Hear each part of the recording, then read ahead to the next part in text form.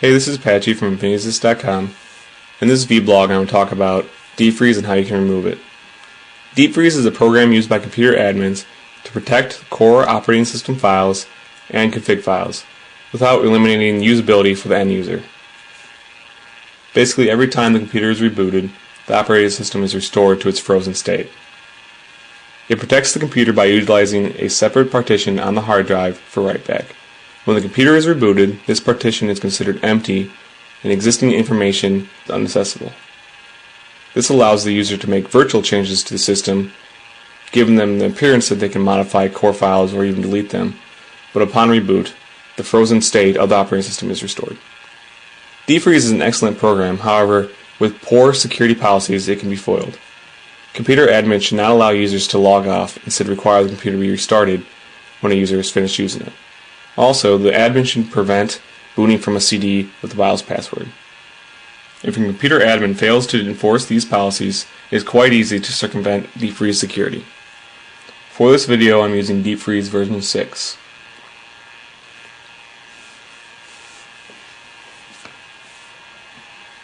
You can tell if a computer is using deep freeze by an icon in the system tray.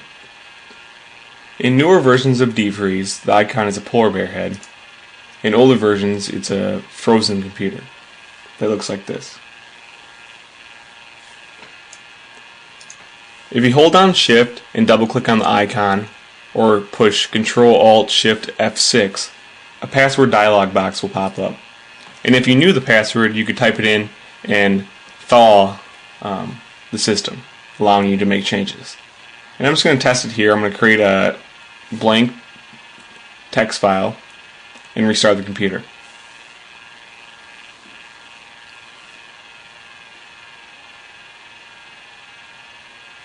And when the computer reboots, you'll notice that the text file is no longer there. The system is brought back to its frozen state. However, if I simply log off, you'll notice that the file is still there and the frozen state is not restored. If a computer admin allows users to log off instead of just restarting the system, this could cause problems because the frozen state is not restored. So an attacker can install anything like a keylogger and just simply log off, and the next user that logs on has that program running in the background and they don't even know it. So that's one way deep freeze's security can be circumvented, by a poor policy. The next way would be removing deep freeze with a live CD. But before we can do this, we need to familiarize ourselves with deep freeze's files. The first file is the $PERSI0.sys. This file contains the password and the state of the hard drive. Either it's thawed or frozen.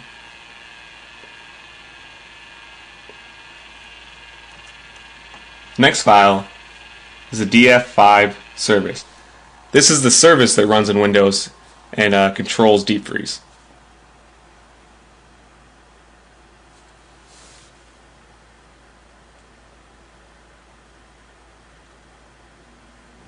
The next file is freestate2k. This program is the password dialog box that pops up when you click on the icon. This program allows you to change the state of your hard drive. And the last file is deepfreeze.sys, and it is the deep freeze driver. Now we can boot into Backtrack 3 and I'll show you how to disable deep freeze. I found a couple ways to do this. The first way is to replace the password file on this computer with another password file that you created.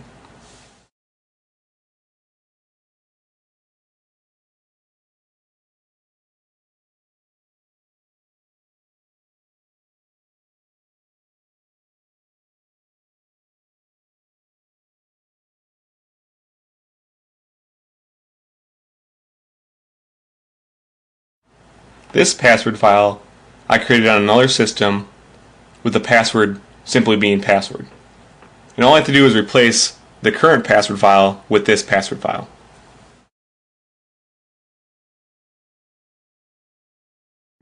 And now when we reboot, the password to deep freeze will be password. Alright, I'm just going to open up deep freeze here and type in password, and as you can see, It gave me access, and now I can thaw the hard drive.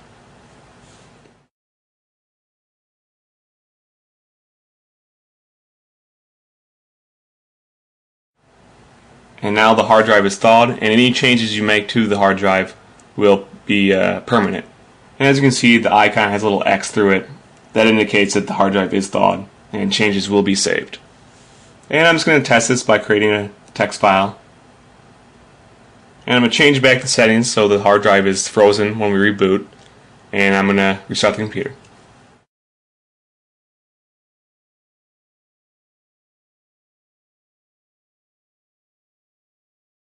As you can see, test 3 is still there. And since the hard drive is frozen once again, test 3 cannot be removed like any of the other system files. And I'm just going to test that right here.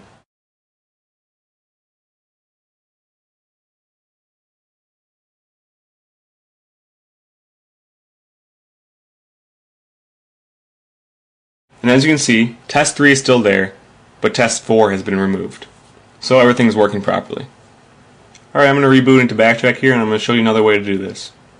Alright, I'm going to navigate to the Windows, System 32, Drivers folder. And I'm going to replace the deep freeze system driver with the null driver. And I'm going to do this by copying null.sys to deepfreeze.sys. And this will replace deep freeze with the null sys driver. And I'm just going to check to make sure that they're the same file by using the diff command. And as you can see, no output was shown, so the files are identical. And I'm just going to reboot. And as you can see, defreeze doesn't start up. The service doesn't start up. So any changes I make now will be saved permanently. And I'm just going to test that by deleting test 3 and creating a new test file, to show you that test 3 will not be brought back and test 5 will not be removed. Now I'm going to reboot, and when it restarts, you can see that test 5 is still there and test 3 is gone. Alright, and that's pretty much it. I do want to show you one more thing. I'm going to show you what happens when you simply remove all the deep freeze files.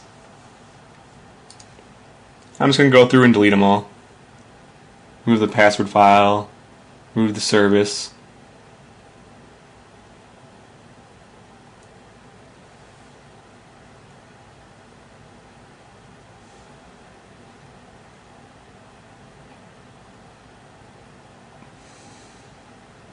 Remove the program and remove the driver.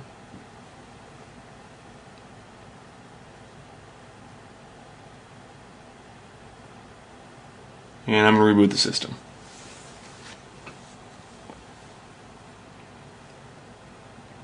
And as you can see, when the system tries to reboot, it gets the blue screen of death. So don't do that, that's bad. It'll completely mess up the computer and you'll get in trouble. Thanks for watching. This is Patchy from Infinitysys.com. Hope you enjoyed the video.